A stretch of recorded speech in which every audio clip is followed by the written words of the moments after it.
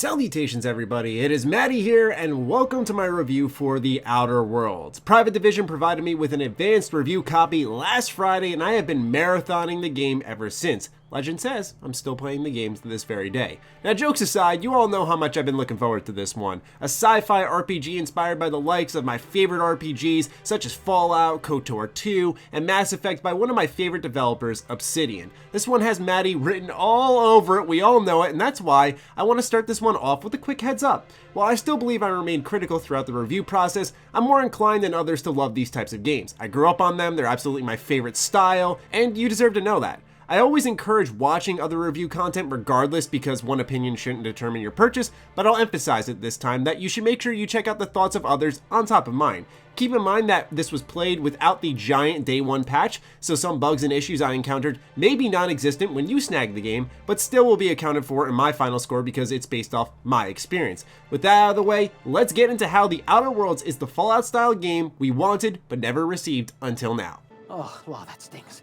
We're gonna get into the story. For starters, surprise, surprise, you are the unplanned variable in The Outer Worlds. After being in a cryo chamber for 70 years aboard a ship called the Hope, a scientist by the name of Phineas Wells wakes you up and sends you to Terra 2, one of the game's many planets, practically demanding your help. The rest from there is up to you, based off choices you make throughout. From Spacer's Choice to Auntie Cleo's, the Halcyon colony is ruled by corporations and capitalism. Workers are viewed as assets, not humans, and these companies will stop at absolutely nothing to lift their bottom line. Whether it's asserting insane working hours, forcing people to memorize slogans to promote products and basic conversations, stamping logos anywhere, even in your loading screens, or going to downright immoral lengths to maintain a business, life here isn't what it was dreamt up to be when people decided to leave Earth and settle in a new part of the galaxy. What solidified to me the darkness hanging over this universe was my very first side quest. I met a man named Silas outside of Edgewater, working on what looked to be a cemetery.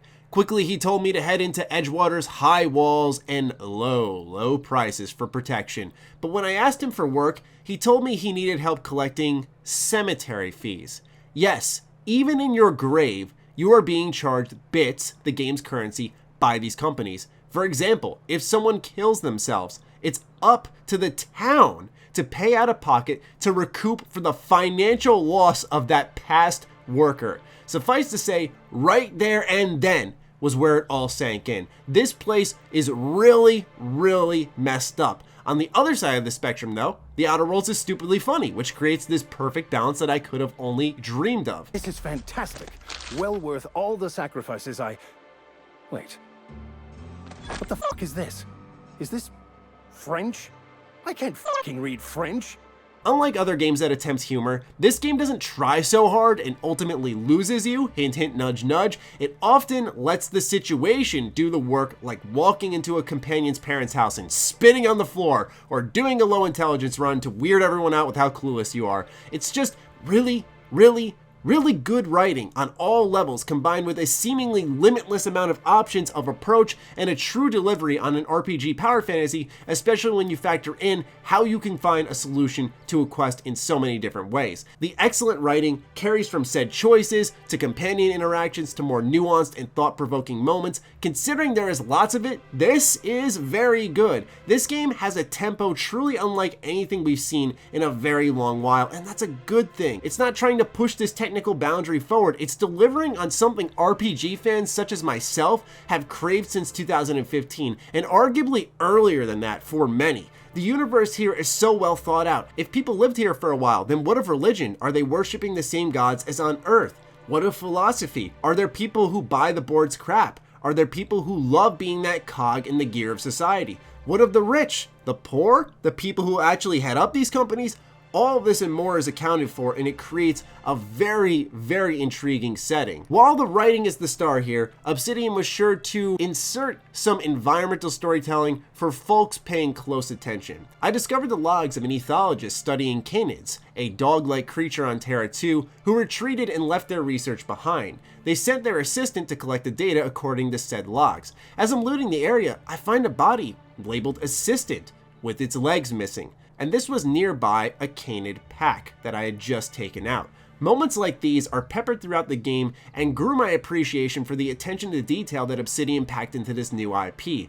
A lot of the location-to-location storytelling will be familiar to fans of Fallout 3, New Vegas, and 4, where you'll read notes in terminals with leftover logs, messages, and updates, gradually piecing things together alongside the aforementioned environmental storytelling. What's even more neat is how active the companions are. I mean, they are consistently engaging with one another, never repeating a conversation, and commenting not only on your actions but discoveries being made about these locations. It's not to the point of redundancy or annoyance, it's just this right balance, but they're active enough where it truly felt like I had a group of people with me and not just a body with a gun that I had to force conversation with when I wanted it to happen. The companions themselves are neat, whether it's a matter of solving their romantic interests or digging into ancient texts. The journeys you go on to help them uncover more about themselves are both insightful actually and interesting. Now, a couple of companion quests did really let me down, feeling a bit rushed compared to others, but out of the 6 there, at least 4 of the stories are good in my opinion, 2 being absolutely excellent.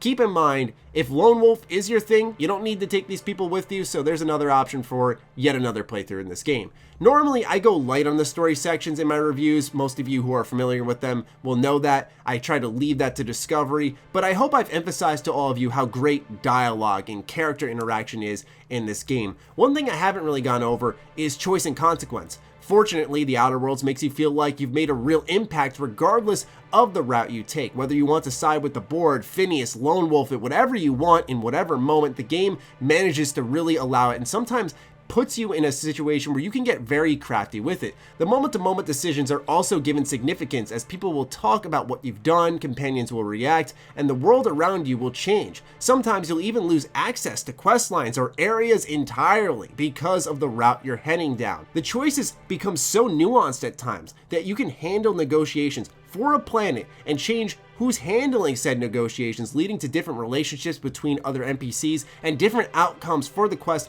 plus more options that I just cannot spoil. And this is for a side quest, right?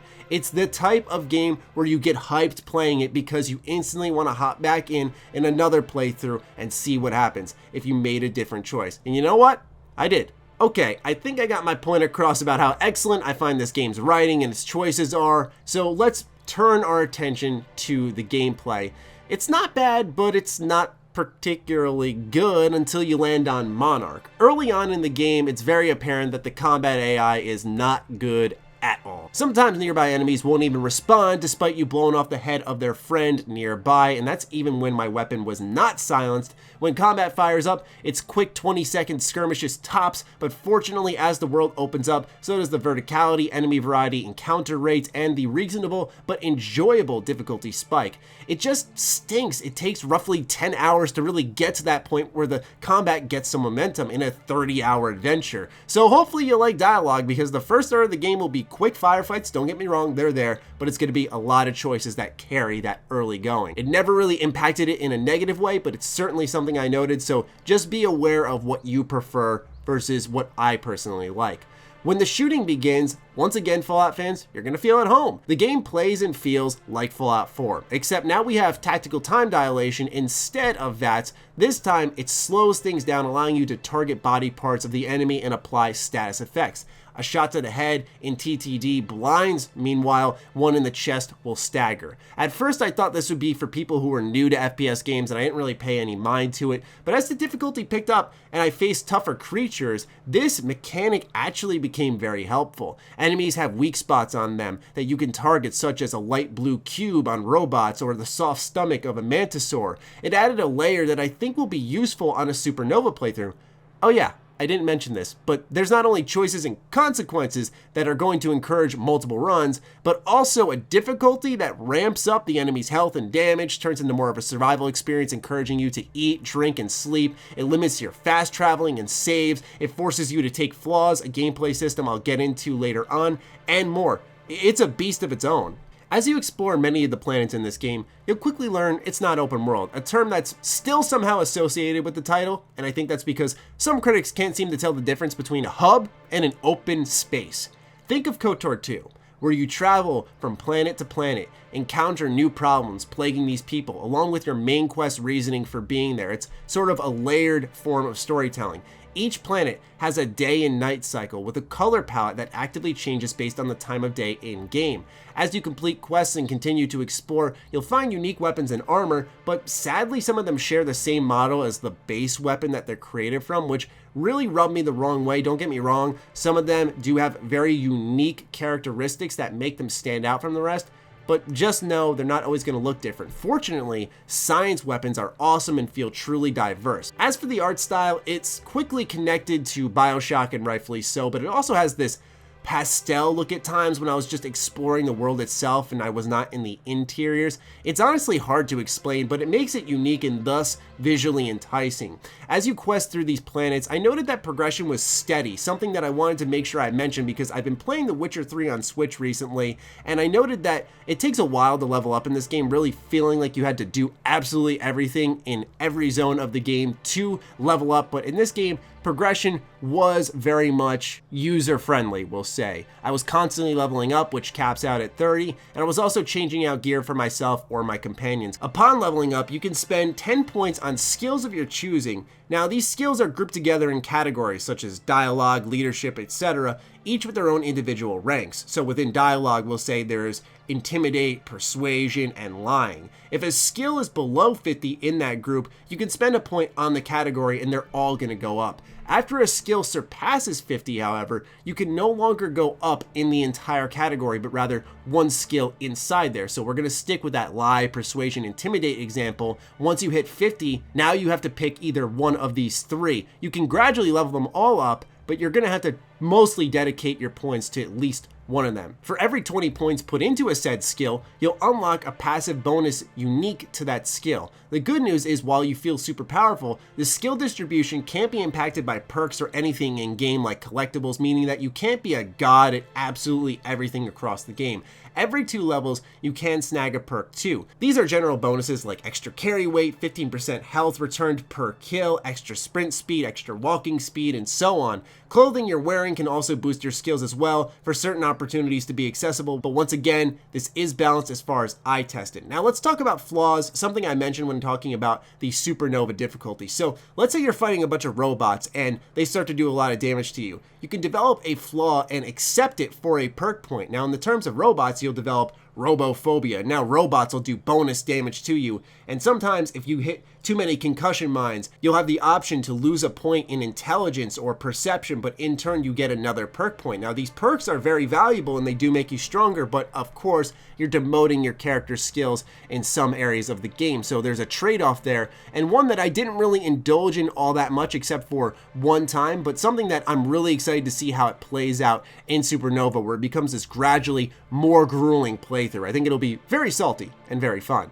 Also, a small note for those of you building your characters, know that there isn't a new game plus here. The game will alert you when you hit the point of no return, but there's no carrying over a current build into a brand new playthrough. But just know that, make sure you make a separate save for your character in case DLC happens for this game where we can go to new planets or something along those lines. Just something that you should be aware of.